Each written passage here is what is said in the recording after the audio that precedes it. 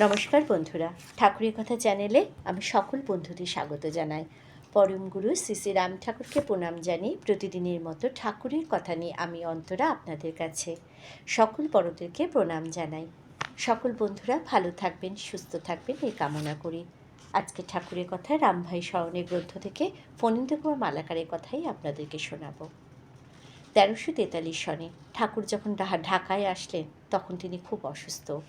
ডাক্তারবাবু পরীক্ষা করে দেখলেন অতিরিক্ত গরমে ঠাকুর অসুস্থ হয়েছেন, ঠাকুরের কোনো রোগ নেই। তিনি ওষুধ দিয়ে বলিলেন ওষুধে যদি কোনো কাজ না হয় ঠাকুরকে কোনো স্বাস্থ্যকর স্থানে নিয়ে যাবার পরামর্শ দিলেন। সেই অনুযায়ী সকলে মিলে ঠাকুরকে শিলংয়ে নিয়ে যান এবং সেখানে ঠাকুরের স্বাস্থ্যের উন্নতিও হয়। আজকে ঠাকুরের কথা শিলংয়ে কিছু সময় এবং তারপর ঠাকুর যখন ফেনী শহরে ফিরে আসেন তখন ফণীন্দ্রবাবুর সঙ্গে তাহার কথা, অভিজ্ঞতার কথাই আজকের নিয়ে আমার পর্ব। তাহলে সঙ্গে থাকবেন, শুরু করছি আজকের ঠাকুরের কথা। ঠাকুর প্রতিদিন অপরাহ্নে আমাদিগকে লইয়া ভ্রমণে বাহির হইতেন। কোনোদিন শিলং শহরে বিভিন্ন রাস্তায় ভ্রমণ করিতেন, কোনোদিন ভ্রমণ করিতে করিতে শহর ছাড়িয়া বন জঙ্গলাকীর্ণ পথে অতি কষ্টে দূরে নিবিড় পাইন বনে লইয়া গিয়া কীর্তন করাইতেন। ঠাকুর কীর্তনকালে যেন এই জগতে নাই, এভাবে প্রায় আধ ঘণ্টা বসিয়া থাকিতেন।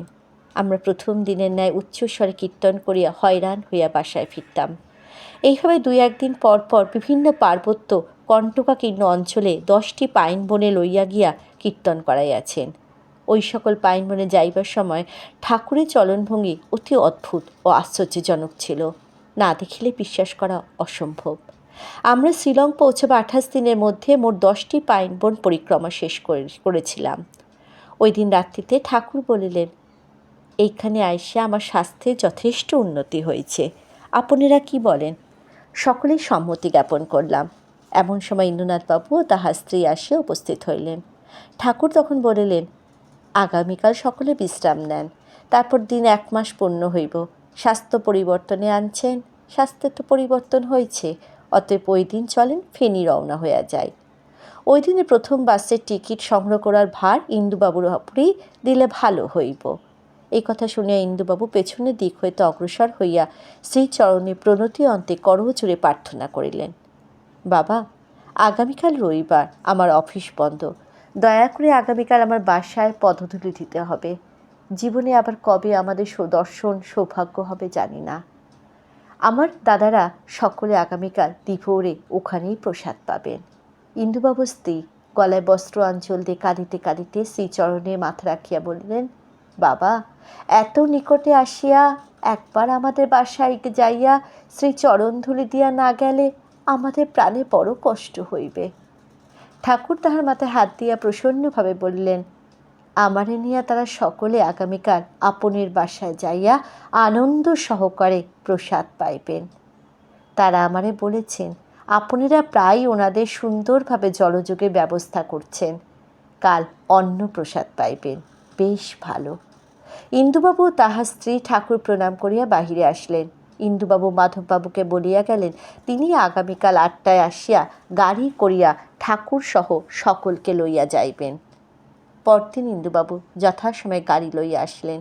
প্রবোধবাবু ইন্দুবাবুকে বলিলেন, আপনি এখন ঠাকুর ও ফণীকে নিয়ে যান, আমরা স্নান করে 12টায় উপস্থিত হইব। ইন্দুবাবু সম্মতি দিয়া 8:30টায় ঠাকুর ও আমাকে লইয়া বাসায় আসিলেন। ঠাকুরকে লইয়া বিছানায় বসাইয়া দিলেন। তাহার স্ত্রী উলুধ্বনি দিয়ে শঙ্খবাদ্য করে ঠাকুর প্রণাম করিলেন। তাহার একমাত্র ছেলে ও একমাত্র মেয়ে ঠাকুর প্রণাম করে নাম প্রার্থনা করলেন। ঠাকুর নামও দিলেন। 12টার পূর্বে ঠাকুরের ভোগ দেওয়া হইল। তারপর ঠাকুর বিশ্রাম নিলেন। বরদা অন্যরা প্রায় 12টায় আসে উপস্থিত হলে ইন্দুবাবু সকলকে অন্য ঘরে বসায় ঠাকুরের ভোগের প্রসাদ দিলেন। পরে সেই ঘরে সকলে আহার করিতে বসিলাম। ইন্দুবাবু স্ত্রী নানাবিধ উপাদেয় ব্যঞ্জন পরিবেশন করিলেন। সকলে পরিতোষ মতো আহার করিলাম। তারপর তাহারা চলিয়া আসলেন। বৈকালে ঠাকুর সামান্য ভোগ গ্রহণ করিয়া তাহাদিওকে কৃতার্থ করিলেন। প্রসাদ ইন্দুবাবু স্ত্রীর হাতে দিলাম। স্বামী স্ত্রী আনন্দে আত্মহারা। গাড়ি আসিয়া পড়িল। তাহা চোখের জলে ঠাকুর প্রণাম করিলে ঠাকুর উভয়ে মাথায় হাত রাখিয়া বললেন, ছেলে মেয়ে সদানন্দে থাকেন। ঠাকুর লইয়া বাসা আসিলাম। রাত্রি 10টায় হোটেল যাইয়া আহার অন্তে মালিককে জানাইয়া দেওয়া হলো যে আগামীকাল হইতে আমরা আর খাইব না। বাসার মালিক সকালবেলা উপস্থিত হইলে হ্যারিকেন ও বাসার চাবি দেওয়া হলো। 8টায় ইন্দুবাবু তাহার স্ত্রী ও ছেলেকে লইয়া উপস্থিত হইয়া ঠাকুর প্রণাম করিলেন। বাসার মালিক প্রণাম করিয়া নাম প্রার্থনা করিলেন, ঠাকুর নামও দিলেন। সমস্ত জিনিস গাড়ি টেইলারে উঠাইয়া ঠাকুরকে লইয়া ইন্দুবাবু সহ বাস স্ট্যান্ডে উপস্থিত হইলাম। তিনি ঠাকুর প্রণাম করে অফিসে যাইবার জন্য অনুমতি লইয়া সকলের সঙ্গে কোলাকুলি করিয়া বিদায় নিলেন। আমরাও বাসে যথাসময় গৌহাটি পৌঁছালাম। গুয়াহাটি হইতে যথাসময় ট্রেন ছাড়িল। পরদিন রাত্রি 4টায় ফেনী স্টেশনে পৌঁছালাম। বাড়ি আসে ঠাকুরকে ওপরিলা বিছানায় বসাইয়া দিলাম। পরিবারের সকলে এসে প্রণাম করিলেন। বড়দি ঠাকুরের সেবার ভার নিলেন। 2 দিন পর কলেজ বন্ধ থাকায় দ্বিপ্রহরে আহার করিয়া ঠাকুরের নিকটে গিয়া দেখি ঠাকুর বসিয়া আছেন। আমি মিনতিপূর্ণ কণ্ঠে বলিলাম, শিলং গিয়ে প্রথমে যে বাসায় উঠেছিলাম সে বাসার ঘরটিতে 10-15 মিনিট যেতে না যেতে এমন তাড়াহুড়ো করে সব জিনিসপত্র নিয়ে একবারে রাস্তায় এসে দাঁড়িয়ে পড়ার কারণ তো কিছু বুঝলাম না। সে বাড়িটির দালানও ছিল, সে ঘরটি আমার দেখতে বেশ ভালো লেগেছিল। ঠাকুর বলিলেন, সেই ঘরটি বড় মারাত্মক অবস্থায় আছে। সেই ঘরে একটি লোক যক্ষা রোগে ভুইকা দেহত্যাগ করলে তার আত্মীয় সকল ভয় তারে মৃত অবস্থায় ফেইলা চইলা যায়।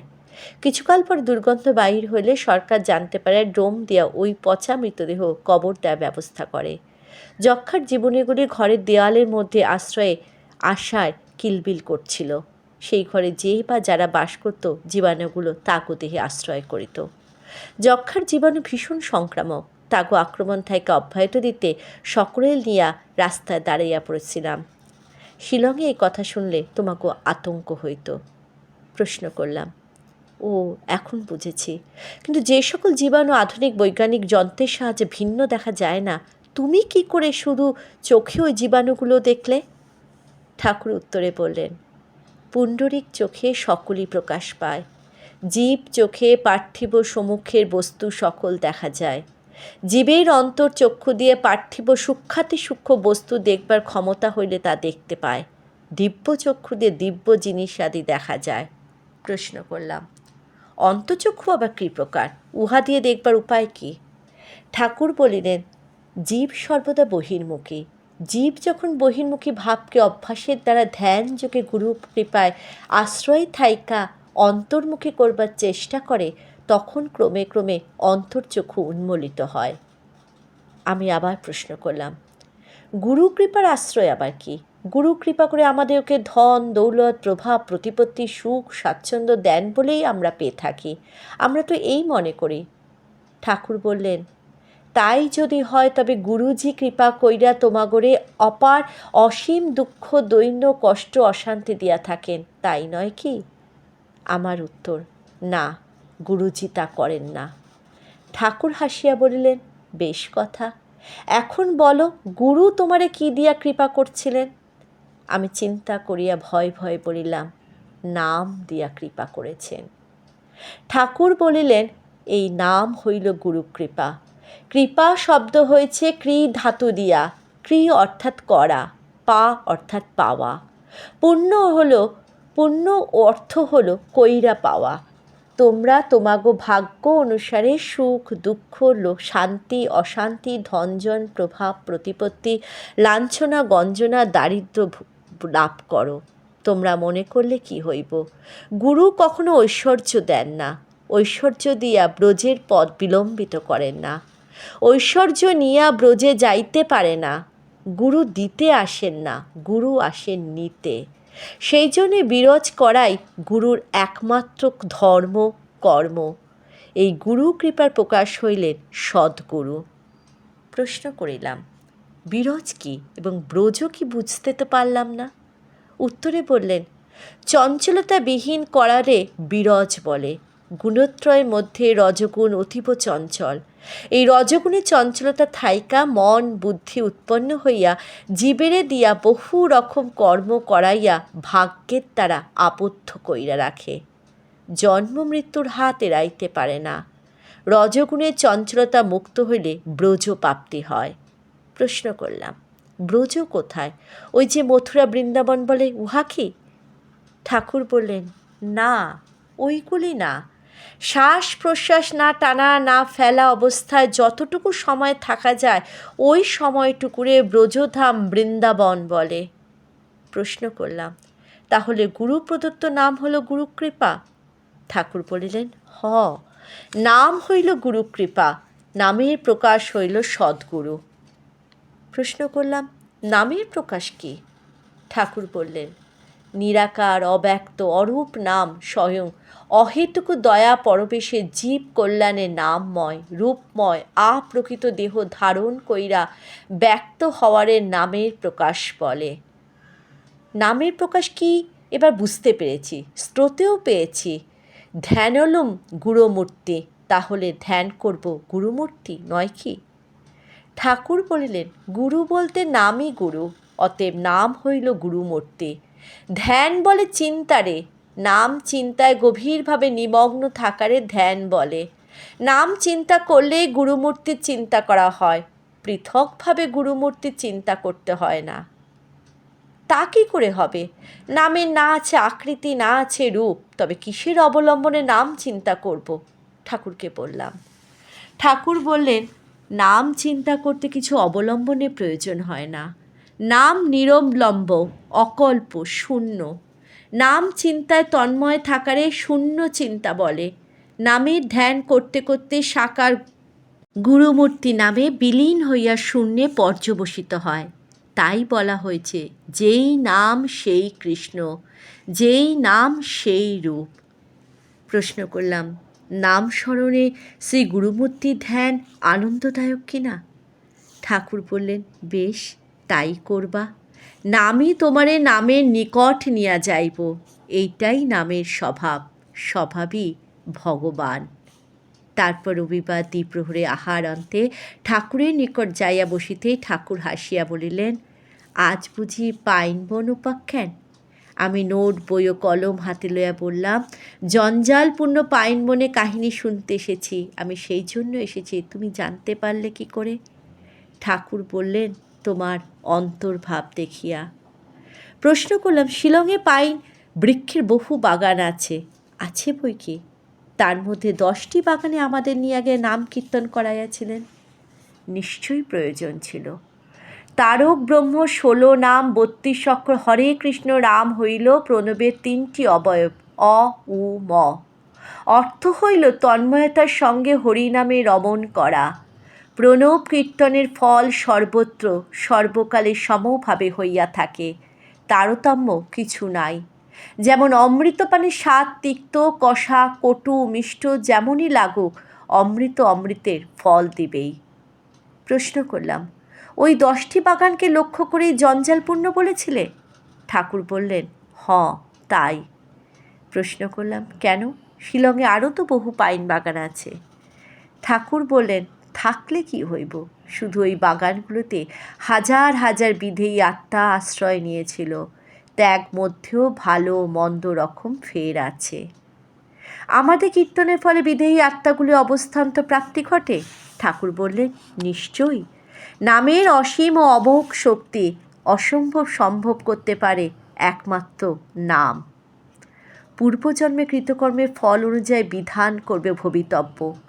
ভবিতব্যই কি ভগবান? ঠাকুরকে জিজ্ঞাসা করলাম। ঠাকুর বললেন, না, ভবিতব্য ভগবান নন।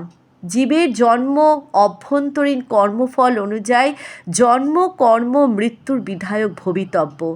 ভবিতব্যে আশ্রয় থাকতে ভগবৎ প্রাপ্তি ঘটে না। ঠাকুরকে বললাম, শুনেছি আত্মা নিত্য শুদ্ধ নিত্য মুক্ত, তবে কেন আত্মার এত বিকৃত অবস্থা ঘটে? ঠাকুর বললেন, আত্মার বিকৃত অবস্থা কখনোই হয় না। আত্মা সর্বকাল এক অপরিবর্তনশীল অধিকৃত অবস্থায় বিরাজ করে। ঠাকুরকে বললাম, পাইন বাগানে বিধেয়ী আত্মা সকল মুক্ত হয়ে গিয়েছে কি? ঠাকুর বললেন, যেই অবস্থায় ছিল সেই থেকে উন্নত অবস্থা প্রাপ্ত হয়েছে, মুক্তি সাধন সধ্য। তখন আর জিজ্ঞাসা করার সময় হইল না। নামপ্রার্থীরা দল আসিয়া পড়িল। প্রতিদিন সকাল বিকাল দলে দলে নামপ্রার্থী নাম গ্রহণ করত। জয় রাম, জয় গোবিন্দ।